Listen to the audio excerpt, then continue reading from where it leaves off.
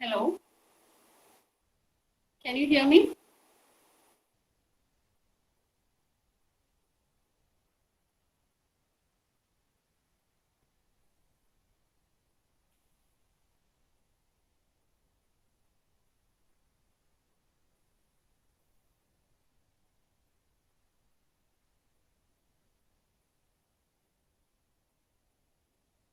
Hello, good morning to all. Can you hear me?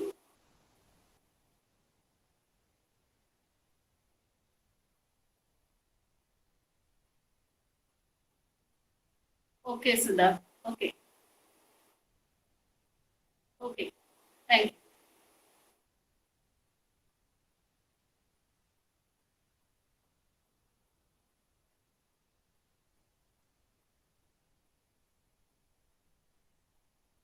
The students are still joining, only 20 or 23 are here. Please tell others to join soon.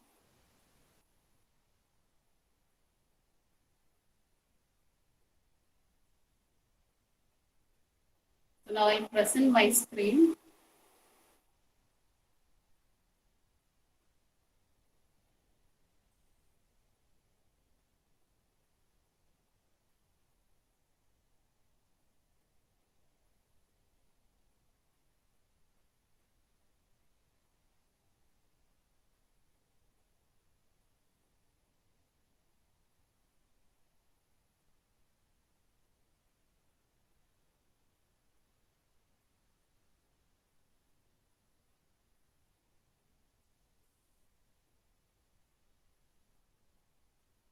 Can you see the screen?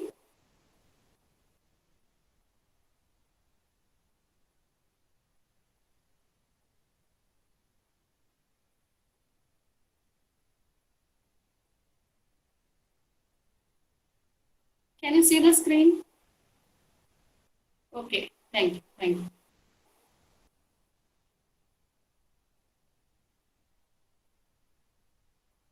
So, do you remember I had given you an exercise yesterday? Did you complete that exercise? Did you get the answers?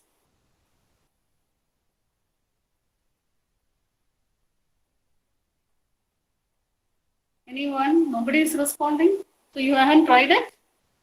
I told you to write down a few questions, isn't it?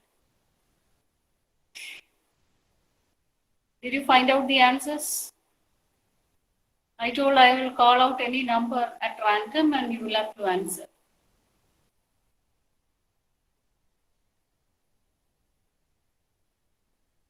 Isn't it?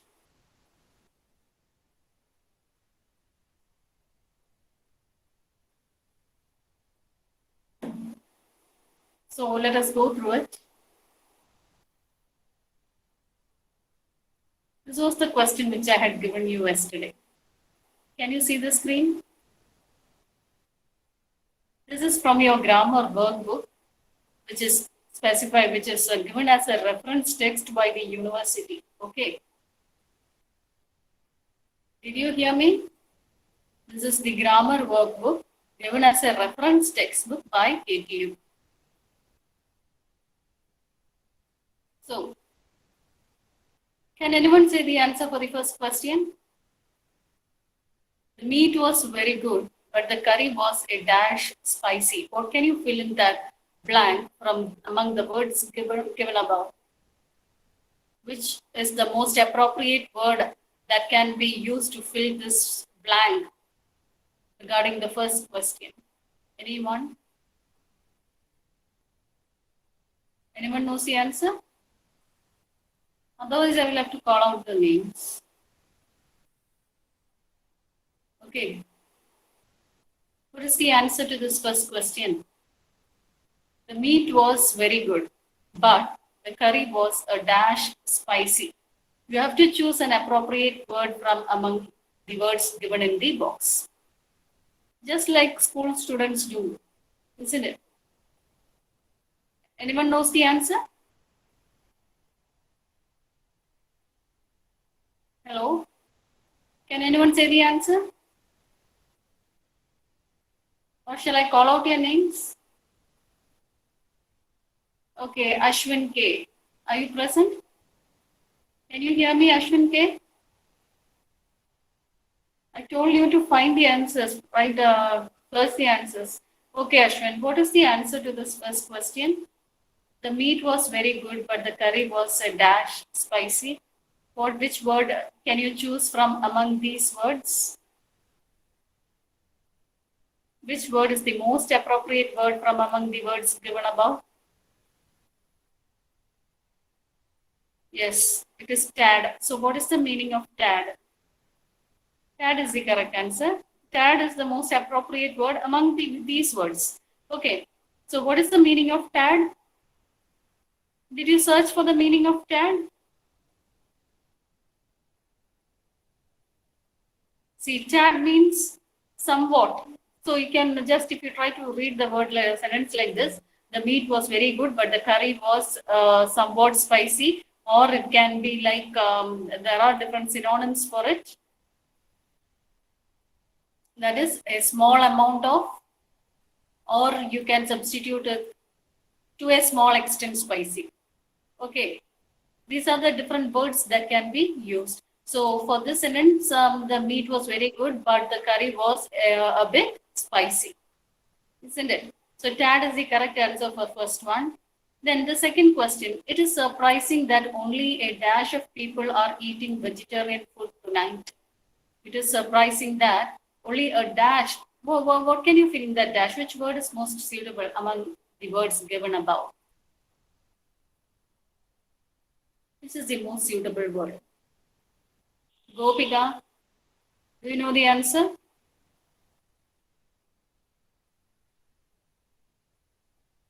Gopika, you can put it in the chat box.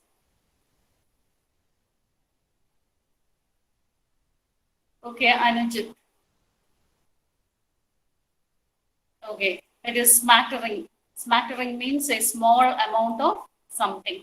So in this sentence, you can complete it like this. It is surprising that only a small number of people are eating vegetarian food. A small amount or a small number of people are eating vegetarian food tonight.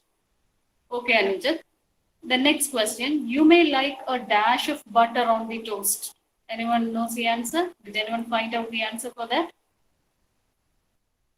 A knob. Yes, yes. So that, what is the meaning of knob? I think you're getting answer from here, or did you find the answer? Did you find out the answer? Knob is a small lump of a substance. Knob means a small lump, a small ball of a substance. Okay, yes. Yes, Siddharth.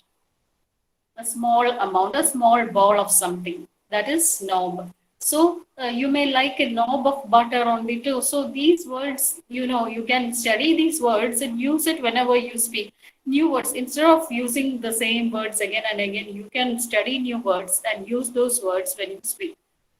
Okay. Now, would you like a dash of lime on the fruit? What is the answer? Would you like a dash of lime on the fruit?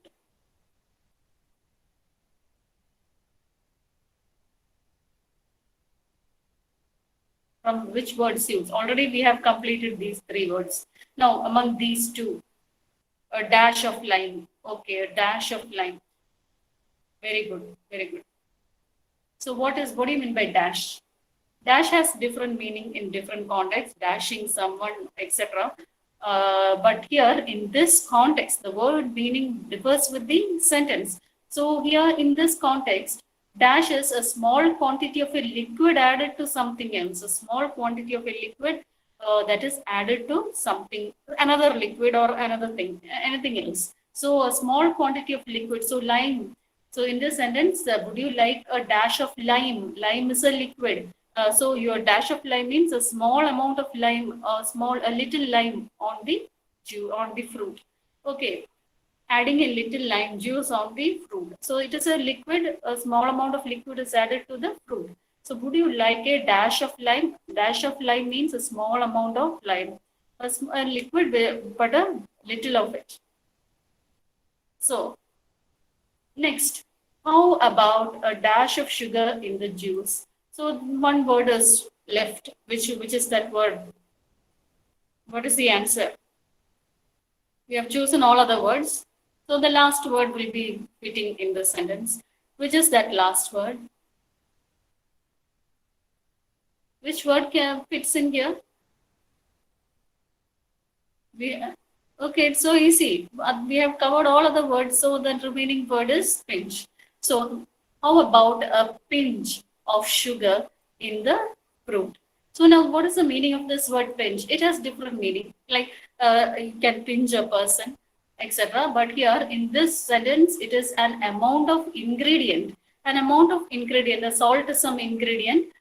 So you can hold it between your two fingers. So with your thumb and between any other finger, if you're going to hold something in between your thumb and any other finger, then it becomes a pinch. Okay, is it clear? A pinch means you can hold something in between your thumb and any other finger. So you're just taking a pinch of salt means you're holding it with two fingers. One finger will be your thumb always, and any other finger as you wish. So you're going to hold something between your thumb and your fingers. Then it is called a pinch. So a pinch is an amount of ingredient that can be held between fingers and thumb.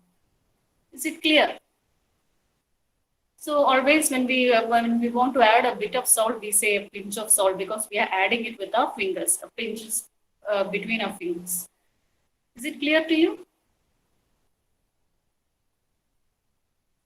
Is it clear to you the answers and its meaning? Did you write down the meaning? If you didn't write down, please write this down. Okay, in your notebook. Please write this down in your notebook. Just below that fill in the blanks, you have to write these meanings. Is it clear? Can you hear me?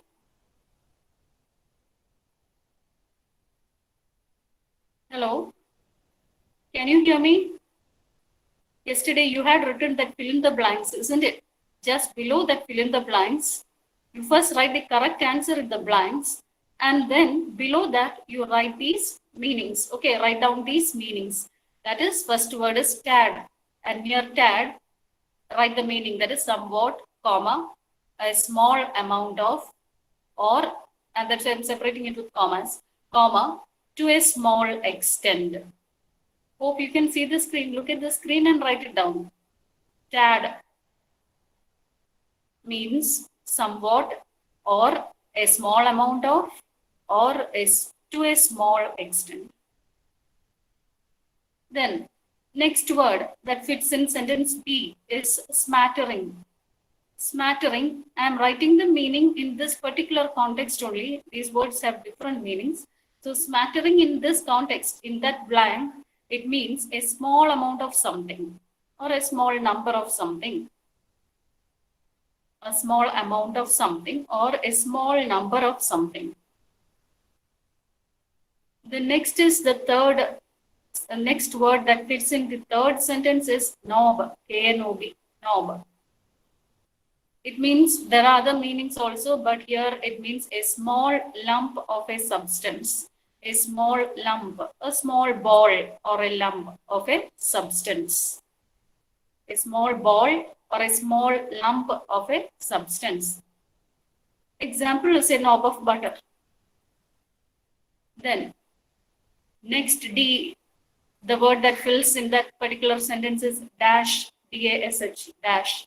Put a hyphen and write a small quantity of a liquid added to something else. A small quantity of a liquid added to something else. Like a small quantity of lime added to fruit. Something else can be another liquid or another solid, anything. So a small quantity of liquid added to something else, that is dash. Dash has other meanings, more 5 or 6 meanings, but here in this particular sentence, it is a small quantity of liquid.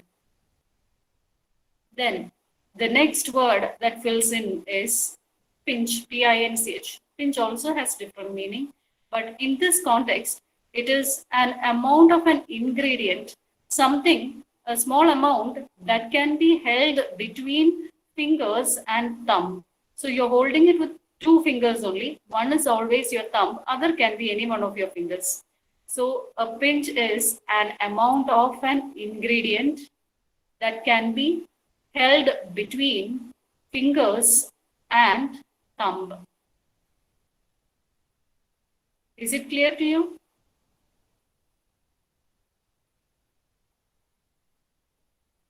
Is it clear to you? Did you finish writing?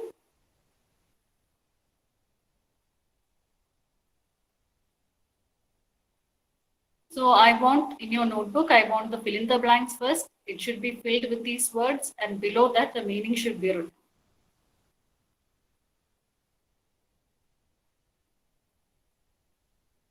Is it clear to you now? Did you complete these sentences? Did you finish writing these sentences?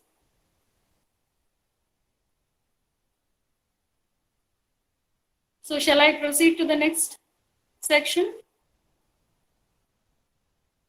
So every day we'll work out some examples like this, okay? So that you will get familiar with some words like this. Now, yesterday I was speaking about the other part of your module, but anyway, it is easy for you. You can just go through it. That is technology-based communication. So I'll be winding up the first module today. So let us see what are the things that are included here. But again, we have to come back to this technology in the later modules also. Yesterday I told you have to prepare how you have to study how slide preparations can be done, and you have to choose a topic and you have to present on that topic and it carries marks. So you have to find out how slide preparation has to be done. And most of you might have, all of you are using computers. So you can just study how it is done. And even if there are Google Slides, so you can go to Google Slides also and prepare presentation, or Microsoft PowerPoint, or in open source Linux, you have open source software also in Linux. So now the technology-based communication, what are the technologies that help us to perform communication? And among the technology-based communication, everybody knows these things. You have phones, all of you have phones. Even kids have phones nowadays as they are doing online classes. So phones are an interesting manner of communication, and that uses technology. And it was around only during the past 10 or 20 years that mobile phones have emerged. But before that, we had ordinary landline phones. And even before that, there were no phones at all. So next, you have cell phones. That is, you can carry it everywhere where you go when compared to the ordinary phones. And here now, nowadays, this phone number is attached to a person, whereas previously each household had a phone number. As you know, each house had one phone, and everybody used to make calls using a single phone, and you cannot carry it anywhere. But cell phones, with the emergence of cell phones, each person has a number attached to him, and he is identified by a cell phone number. Then another method is to use SMS for communication. As you know, using text messages for communication. With the emergence of cell phones, text messages also became the communication tools. And for sending short message, SMS. What is SMS? What's the full form of SMS? What is the full form of SMS? Anyone?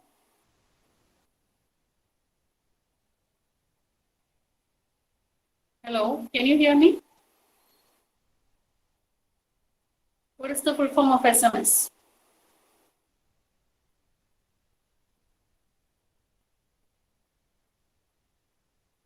Are you hearing?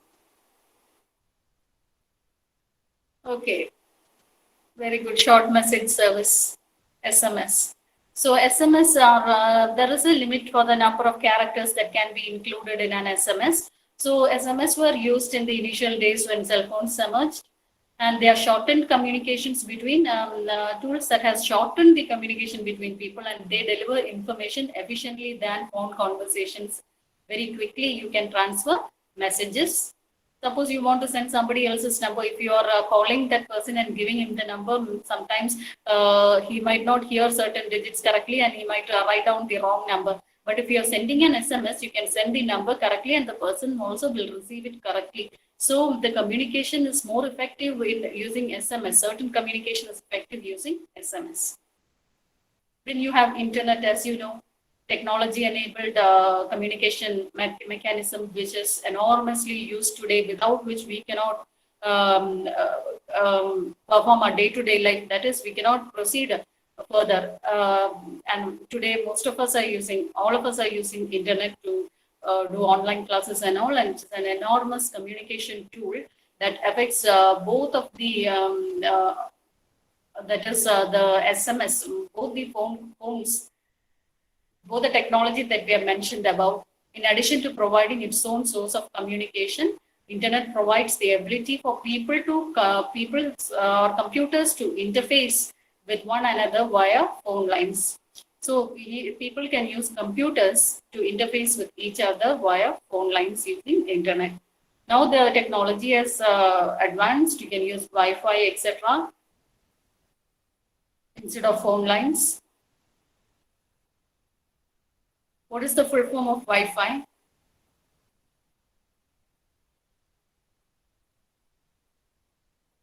What is the full form of Wi-Fi?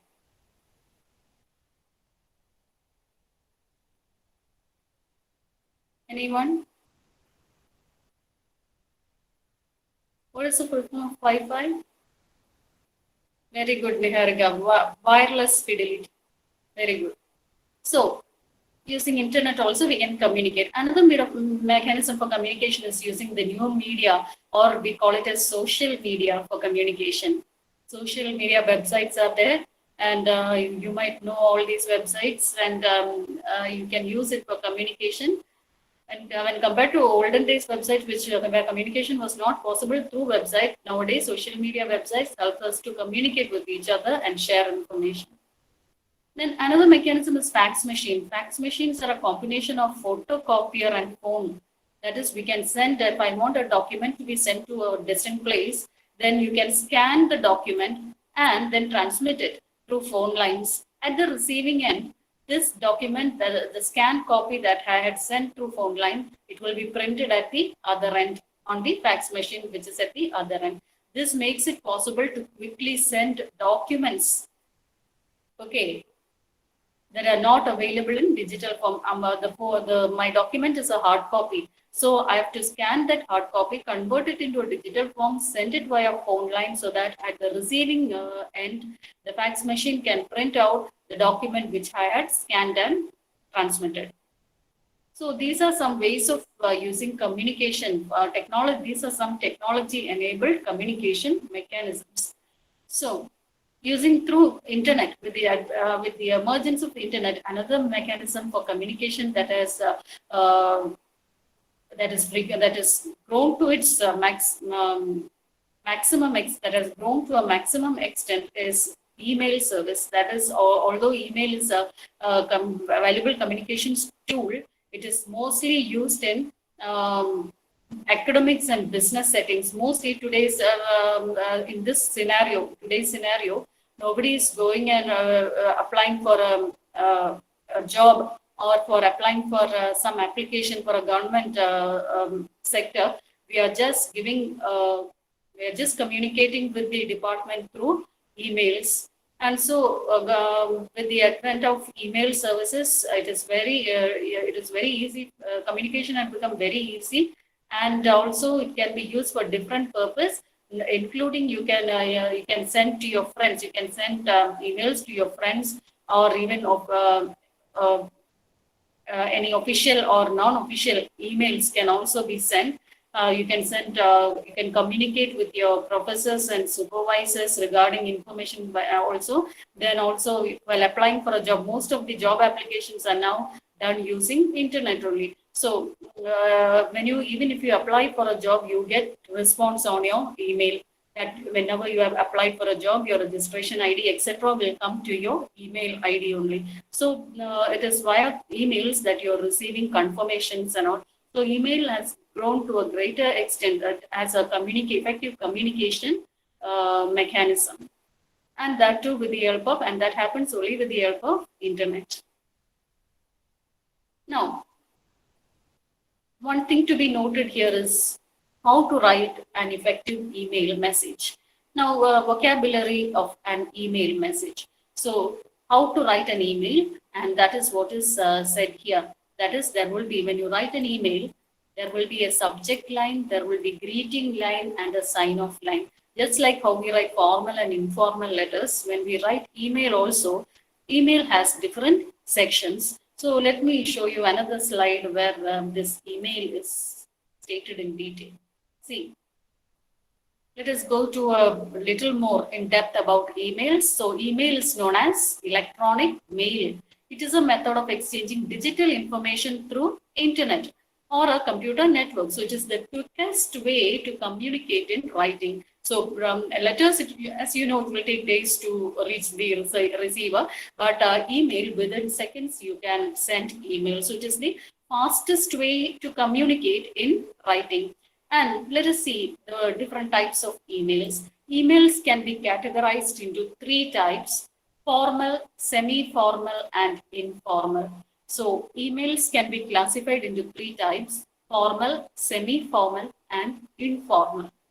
So formal emails are sent to people whom the writer doesn't know, but he has to address with sir or madam, so he doesn't know whom the person is. So they are called formal emails. Semi-formal or less formal emails are usually sent to colleagues or people whom the writer knows. If the writer knows who the people is or whom he is sending the email, then those emails are known as semi-formal emails. And there are informal emails. Informal emails are sent to friends, relatives, or close acquaintances. So these are the 3 kinds of emails: formal, semi-formal, and informal. Formal emails are sent to a person whom we doesn't know. Semi-formal are sent to a person whom we know, and it is not friends or relatives, but somebody in a workplace or some business organization, or you're going to sending to some department where you know the person and you are sending an official email. Then informal is emails are sent to your friends, relatives, and close people. So these are the 3 kinds of emails. So what are the 3 kinds of emails? What are the 3 kinds of emails which I have just said? Anyone? I said there are 3 kinds of emails. Okay, Anurag. Formal. Yes, formal. So the next one. Informal. And semi-formal. Okay, very good. So what is formal? Formal is sent to a person whom we doesn't know, isn't it? And semi-formal, we know the person, but it is some official purpose. And informal, it is sent to our friends or relatives or close people. Is it clear? Any doubts? Any doubts?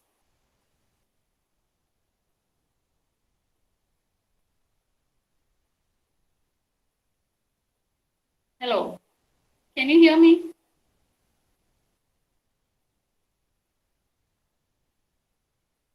Shall I proceed? Okay. So email messages. Now, what are the parts of an email message? That is what was I was discussing earlier also. Components of an effective email, or what are the parts of an email? Parts of an email. That is, email message consists of 2 major sections. One is the header. One is the header section, and the other is the body. So email has 2 sections. One is the header and the other is the body. And the header consists of who the sender is, the sender's mail ID, the receiver's mail ID, the subject, date, and time. That will be on top of the above the body. And you can see when most of you might have written sender email. So you will be having text boxes for writing the sender's address, then a receiver or a subject line, then there is date, and the subject line is very important because it is the subject line that conveys what the email is about. So the subject line, let us see what subject line is. Subject line, in this email subject line, they are like newspaper headlines, the main headlines that shows us what the matter below it is about. So they should convey the main point of your email or idea that the reader wants to get. So looking at the headline, the reader should be able to know what the email is about.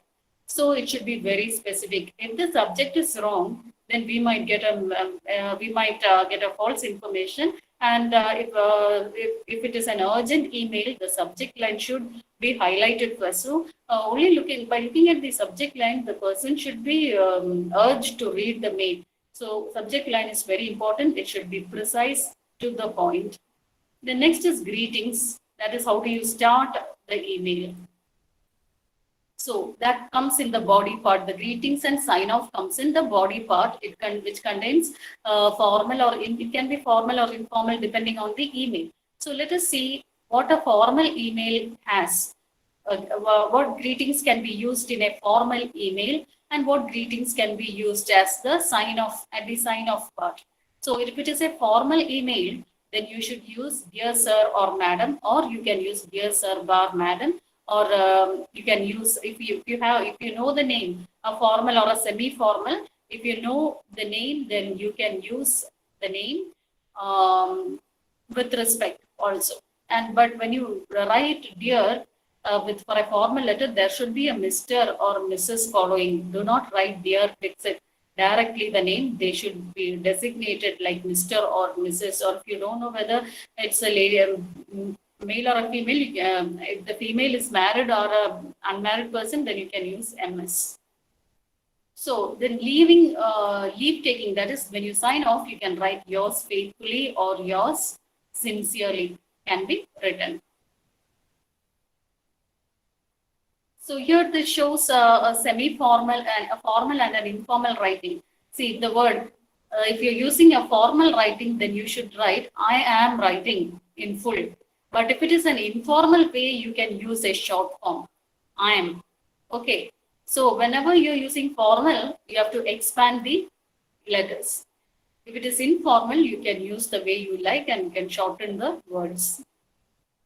Now, let us see about semi-formal emails. So semi-formal, as I said, you know the name, so you write the name. And when you leave, you can write thanks or best regards or yours. These are the leaving signatures. But when it is a formal, you have to write yours faithfully or yours sincerely. Then informal emails. Informal emails, we can write hi, hello, etc. Since depending on the closeness of your friend or relative, and leaving you can write best wishes, all the best, etc. So let us see the formal and informal vocabulary, what you can use in emails. What are the words that you can commonly use in emails regarding formal and informal emails? So formal emails use different vocabulary from that of informal emails. So let us see, formal email, we write, when you sign off, we write thank you. But in an informal email, we should write thanks. So this should be expanded in formal email. But informal, we can shorten it. So as I said earlier, words can be shortened in informal emails, and words should be written fully in formal email. So at the end, when you are sending an email to your advisor and writing thanks, it is not a good practice. It is an informal way. So since you're sending a formal letter, you have to write it in full. Thank you. Then some words which you could study, just remember all these words so that you can use it. So I would like to apologize for. Here you can use sorry for, because this shows the closeness to your person, to that person. So I would appreciate if you could do something, or we directly, if it is a friend, we directly ask, can you? Would you happen to know? If it is your friend, you ask, do you know? But if it is to your supervisor, you have to ask politely, would you happen to know? Then another sentence, unfortunately, I will not be able to. Suppose you cannot attend a meeting or a class. Unfortunately, I will not be able to. Okay. And in informal, you can write it as I can't, because you can directly speak to that person. Then I would rather not. So if you just to your friend, you can write I don't know. So these are different ways in which you can write emails. Is it clear? Is it clear to you? So slide presentation, you have to present it when I inform you. Okay, and you have to study those software also, the PPT, how to prepare a PPT and all. Is it clear?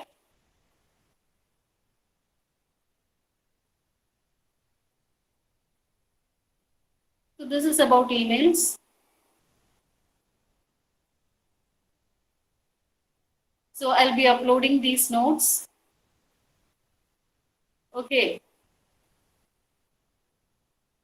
Any doubts? And yesterday I told you there are search engines. You have to go to these, use these search engines. And I hope to find out the meanings of those fill in the blanks. You might have used these search engines, isn't it? And other repositories we will cover as the need comes, okay? We'll cover one by one slowly. Is it clear to you? Any doubts in this section which I had covered now?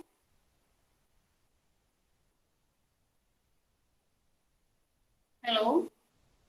Do you have any doubts?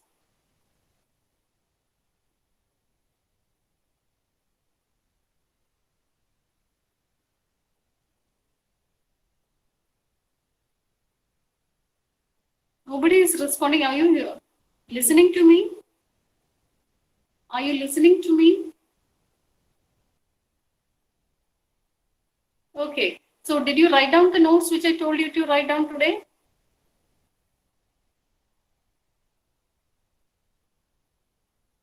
Do you have your notes with you now? Okay, okay. Okay, Ashwin. Okay, type. Okay. So, if you have any doubt, you can just ask, okay?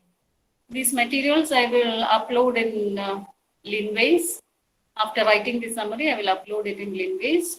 By then, I have already uploaded certain notes. You have to go through those notes, study the synonyms and all. Maybe within, I have told you 2 weeks back, I think I'll put a test on synonyms. So every day you have to study 2-3 words and complete the synonyms. Complete studying all the words in that list, which I had uploaded in Linways.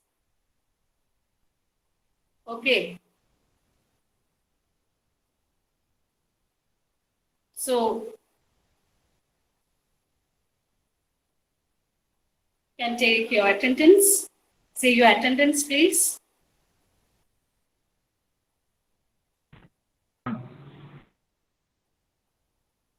Hello. Number 1. 1, 2, 2.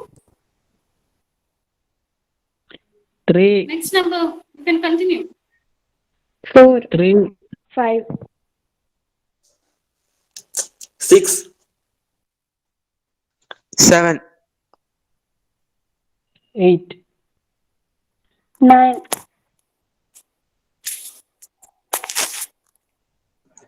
10, 11, 12, 13, 14, 15, 17, 16, 18, 19, 20, 21, 22,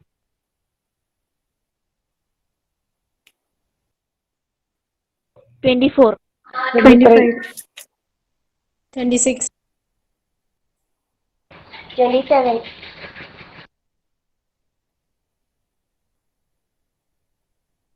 28.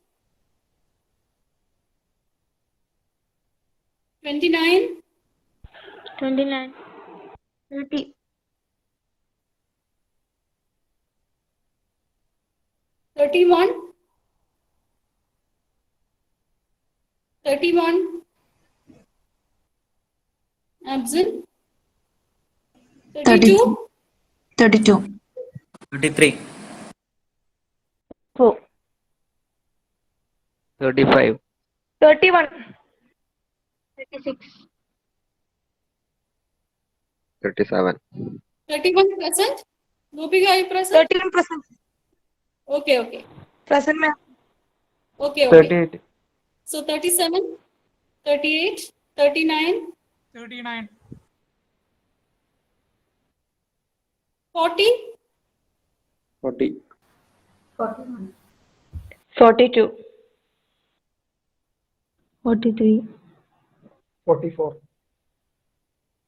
45. 46. 47, 48, 48. 49, 49. 50. 50, 50%. next 51. 51, 52, 53. 54. 55, 55, Okay, okay. 56, 57. 58. 59. 60. 61. 61. Okay. 62. 63, 63, absent. So number 28 present, okay. 28 present. Then number 47. This number 47. So absent is number 47 and 63.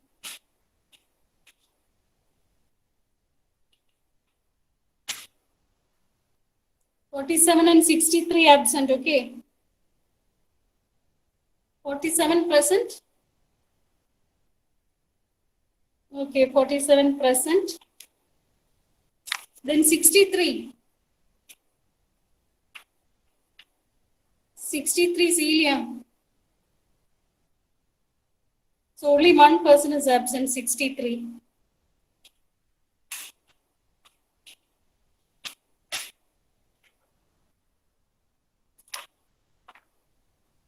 Okay.